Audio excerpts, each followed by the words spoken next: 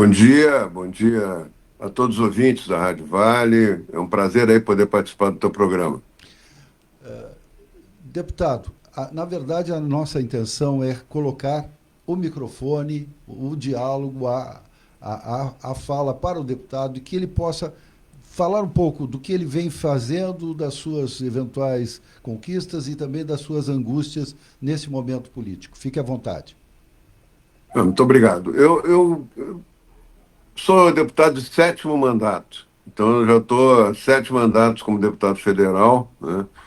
Foram intercalados com licenciamento para ser secretário de saúde. Eu fui 8 anos secretário de saúde do Rio Grande do Sul, fui ministro do presidente Temer, ministro do presidente Bolsonaro, né, com muito orgulho.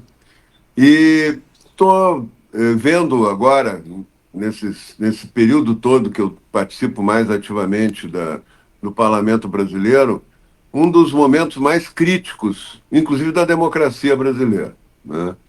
Eu, eu construí o SUS, ajudei a construir o SUS, coordenei a implantação do SUS no Rio Grande do Sul, ainda na década de 80. Fui o primeiro prefeito a ter equipe de saúde da família no Brasil, quando prefeito de Santa Rosa, né? Criei as primeiras equipes do Brasil.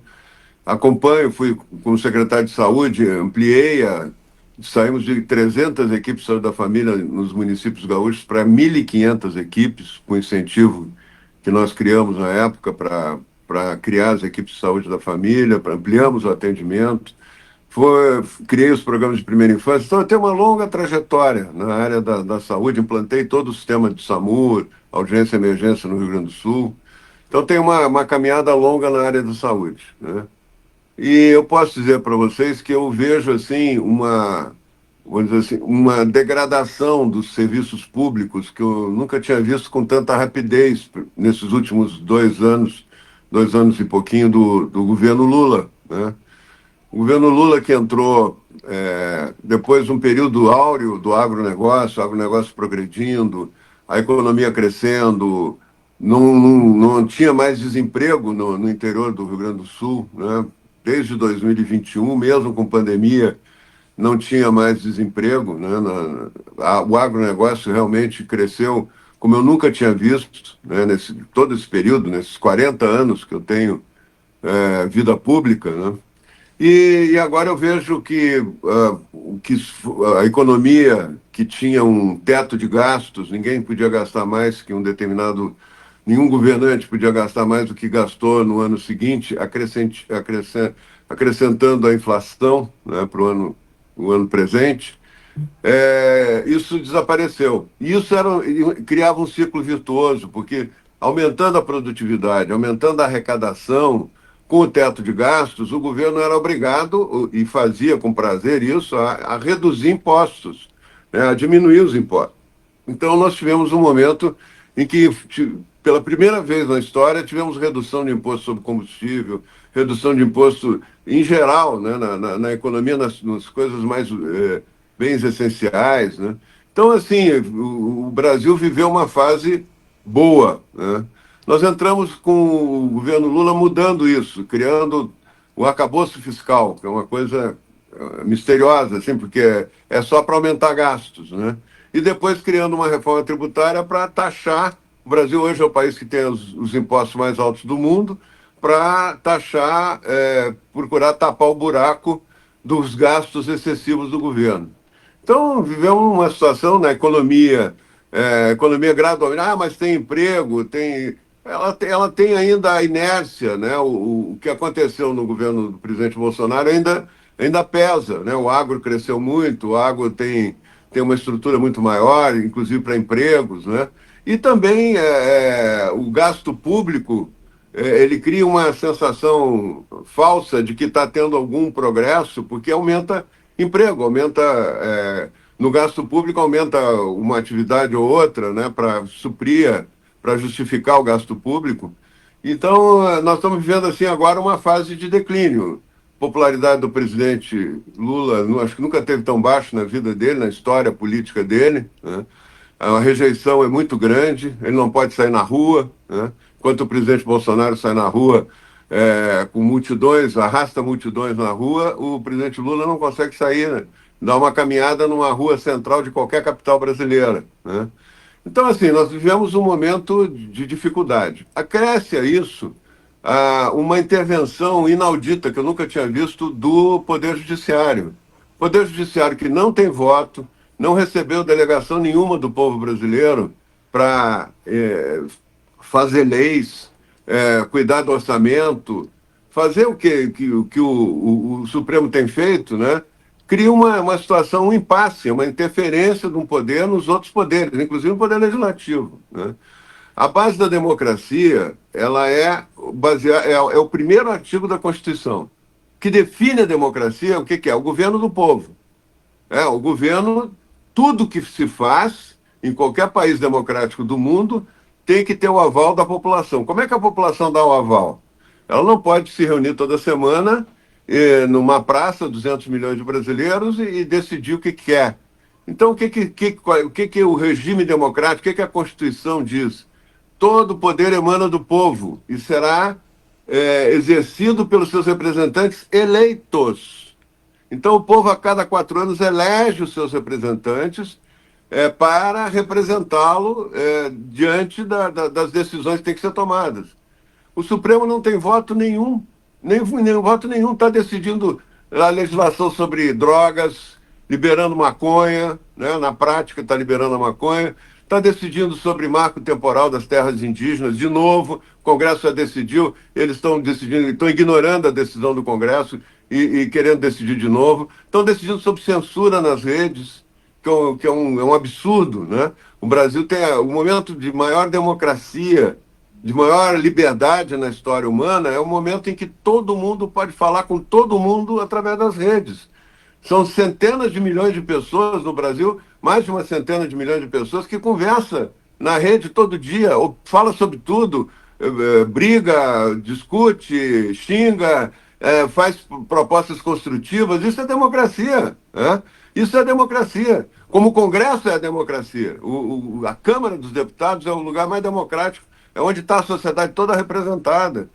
Isso não está sendo respeitado, está sendo pressionado, está sendo ultrapassado por medidas do Supremo. O Supremo se outorgou sem nenhuma delegação do povo, sem o povo nunca ter pedido para ele, se outorgou o direito de fazer política. O Supremo é para cuidar da Constituição. Deputado Osmar Tomás, bom dia. Bom dia, Tomás. Diante desse quadro e diante dessa, talvez, polarização de novo, qual é o papel do MDB nacional de trazer uma nova liderança? Podemos lembrar as velhas lideranças do MDB. Não tem ninguém no Brasil que possa ser exatamente o ponto que a maior parte da população quer, porque há uma rejeição tanto de Bolsonaro quanto de Lula.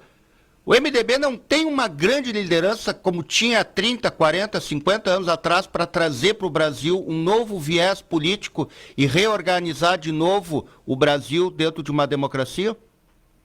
Olha, eu sou muito crítico em relação à condução do MDB, né? Tive uma postura praticamente dissidente quando o MDB apoiou a Dilma, o Temer passou a ser vice da Dilma, liderei o movimento dentro do MDB para o MDB sair do governo, pelo impeachment. Então, eu vejo o MDB numa situação muito difícil, né? O MDB não é mais aquele que era quando eu entrei nele há 40 anos atrás, né? O MDB hoje é um partido que definha sendo agarrado ao poder, né? Seja no governo federal, seja no governo estadual aqui no Rio Grande do Sul. E não tem liderança. A Simone Tebet, que foi inventada como uma liderança, era a grande líder do Centro Democrático, né? Fez uma votação pequena, mas pelo menos se acreditava que ela podia tentar defender a existência de um centro democrático. E ela, no dia seguinte, estava sentada ao lado do Lula no governo, pelos cargos do governo, né? Hoje o MDB participa do governo Lula, que para mim é motivo de preocupação muito grande, né? Acho um absurdo, né? Um governo que sempre se criticou, uma pessoa que foi descondenada porque não foi absolvida, mas que lhe permitiram concorrer de novo a presidente da República, né? que teve problemas graves de corrupção, então, e nunca foi inocentado disso, né? E o MDB lá, sentado à mão direita lá ou à mão esquerda, como queiram, né, do governo Lula, já oferecendo um vice, inclusive, para a próxima eleição do Lula. Provavelmente será o governador do Pará, Helder Barbalho. Então, assim, eu vejo com muita preocupação isso, né? Eu acho que o MDB com isso vai desaparecer, que nem o PSDB. O PSDB hoje é um partido que tinha 120 deputados federais e hoje tem 12, né? Então não tem mais importância nenhuma na vida pública, não tem mais líderes, não existem mais líderes. E essa polarização, ela aconteceu, não depende da vontade da gente. Ela aconteceu porque a política brasileira estava apodrecida, né? E aí o que o Bolsonaro representou hoje é um enfrentamento a essa corrupção, esse apodrecimento da política. E se você for ver as pesquisas, Tomás, não há um enfraquecimento do Bolsonaro, há um crescimento dele, inclusive, nas pesquisas. O centro é que não tem ninguém, né? Não surgiu líderes de centro, né? Entre aspas, né? Não surgiram esses líderes. Então, eu acho que a política brasileira vai ser polarizada mais do que nunca nessa eleição. E quem não estiver de um lado está do outro, né? E isso vai refletir nas bancadas, isso vai refletir nos governos estaduais, né? Vai refletir em tudo, né? A polarização vai ser... E o que a gente viu nas eleições municipais, de alguma forma, foi isso, né? Um desaparecimento quase do PT nas eleições municipais no Brasil inteiro, né? Mas As essa principais polarização, deputado, isso aí, Sim. quem é que ganha com essa polarização? O povo brasileiro vai ganhar com essa polarização ou é só quem está no poder é que vai ganhar? O que o brasileiro vai ganhar com essa discussão Lula-Bolsonaro, Bolsonaro-Lula? O salário mínimo vai ser reajustado, a pobreza e a miséria do Brasil vai acabar, o pessoal que não tem esgoto em casa, vaso sanitário, vai ganhar vaso sanitário, o preço do alimento vai cair. O que o povo muitas vezes quer saber, deputado, o que adianta discutir Bolsonaro, Lula, Bolsonaro, se o camarada vai lá no supermercado, ele gasta cada vez mais dinheiro e sai com menos sacola de comida para casa? Essa pergunta aí tu tem que fazer para o Lula, né? Porque no período do Bolsonaro a comida era mais barata, a oferta era maior. O agricultor gastava menos para produzir, né? Então ele podia fazer um preço melhor. Hoje nós estamos vivendo uma decadência da política econômica tão grande que o próprio agronegócio está tendo que aumentar o preço dos seus produtos na prateleira do supermercado e ainda o Lula botando a culpa no agronegócio, a inflação descontrolada, o dólar alto. Não tem como fugir dessa discussão, Tomás. Não existe essa narrativa idílica de que tem um centro que vai acomodar tudo isso. Não existe. Cadê o centro? O Bolsonaro ganhou a eleição esfaqueado, sem partido, né, numa situação, porque ele representava, e representa de alguma forma ainda hoje, uma mudança importante no país, na economia, inclusive. Foi o melhor momento da economia brasileira das últimas décadas. Então, não é porque um está num polo, outro está no outro, que a solução tem que estar no meio. A solução pode estar no polo, né? E a economia liberal, né, que foi promovida pelo Paulo Guedes, descentralizou os recursos. Eu fui presidente da FAMURS, eu fui prefeito e presidente da FAMURS. Sempre reivindicamos um pacto federativo, que ficasse mais recursos do bolo tributário no município. Hoje só ficava 17%. No período do Bolsonaro isso mudou. No período da pandemia, inclusive no período de maior dificuldade, nunca veio tanto recurso para os municípios, pergunte aos prefeitos da época, e nunca veio tanto recurso para o governo do Estado. O Eduardo Leite botou em ordem o pagamento dos salários, porque veio 20 bilhões a mais do que o orçamento do Estado tinha. E não se perguntou, o Bolsonaro não perguntou que partido era, ele botou em todo o país. Todos os governadores tiveram um recurso muito maior, todos os prefeitos tiveram um recurso muito maior para administrar, para passar a crise, inclusive, daquele absurdo que foi o lockdown, de trancar as lojas, que não adiantou nada, todo mundo pegou a Covid igual, né? Então, assim, nós temos que ver o que foi feito, não fazer o discurso teórico da direita, da esquerda. Eu acho que pelo menos esse é o meu ponto de vista. Deputado Osmar Terra, vamos aproveitar esse final de contato com o senhor, que nós voltamos a agradecer, ficamos sensibilizados com a sua disposição de conversar conosco, para saber, aproveitando o momento, o que o senhor está achando aí das medidas econômicas adotadas pelos Estados Unidos através do presidente Donald Trump. Olha, os Estados Unidos está fazendo, ele não é obrigado a proteger o mundo e em detrimento da sua economia, né? Então ele está tentando equilibrar as suas finanças. Eu acho que no Brasil não afeta praticamente nada. Quer dizer, os Estados Unidos não afeta nada, porque 10% já era o que o Brasil cobrava, né, praticamente, de taxa dos importados dos Estados Unidos, e os Estados Unidos cobrava menos um pouco do Brasil para a sua exportação. Então, praticamente, isso não se altera. Agora, o que vai alterar é que os Estados Unidos botou uma taxa bem maior para a China, né, para os países, e a China vai ter que descarregar seus produtos em algum lugar, né? E isso nós vamos ser inundados por produtos chineses, né, que vai afetar a nossa indústria, né? O mal, quer dizer, o prejuízo não vai vir dos Estados Unidos, o prejuízo vai vir de outros países, principalmente da China, eu acho. Isso que eu respeito muito, o que a China faz, o papel que ela tem no mundo. Não tô questionando isso. Eu só estou questionando que nós vamos ser novamente inundados, como a gente foi em determinada época na questão dos calçados, em outras coisas, de produtos chineses, né? Aí vai ter que se estabelecer uma cota também de importação e exportação com a China. As medidas que o Trump tomou em relação ao Brasil não afetam praticamente nada. Vai afetar a China, a Europa, né, os países europeus. Isso pode também abrir oportunidades para o mercado brasileiro. Agora é só saber trabalhar isso e principalmente prestigiar o agronegócio, que o governo Lula não prestigia. Deputado, uma última questão aqui. Há o estudo aí que está no Congresso Nacional, por causa da população dos estados, o Rio Grande do Sul perderia 2 cadeiras, tem 31, ficaria com 29, e alguns estados ganhariam mais cadeiras. E surgiu na Câmara a possibilidade de aumentar o número de cadeiras de deputados para poder acomodar esses estados que vão ganhar mais representação. Qual é a sua posição, deputado? O senhor é a favor que aumente o número de cadeiras ou realmente o Rio Grande do Sul vai perder 2 cadeiras porque perdeu, enfim, eleitores e perdeu população? Olha, primeiro é uma pergunta boa para se fazer. Por que o Rio Grande do Sul perdeu população, né? Por que o Rio Grande do Sul não segura aqui as suas empresas que estão indo embora, né?